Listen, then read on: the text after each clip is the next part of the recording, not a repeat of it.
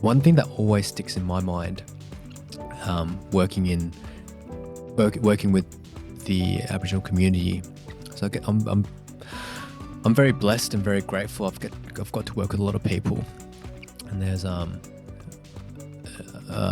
of our board members once told me about the 7 generation principle, and what that is that the decisions of today, affect the next 7 generations.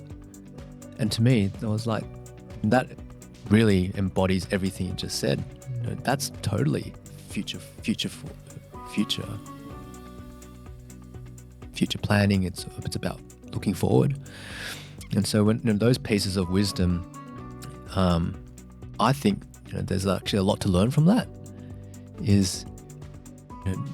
It's actually all about looking forward, and looking forward not just short term, but looking forward way longer term than we do in our current society. Because that's what gives me purpose as well.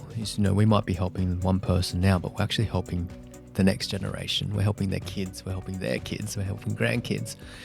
And so that really sticks to me all the time. The decisions of today affect the next 7 generations, and that's looking forward.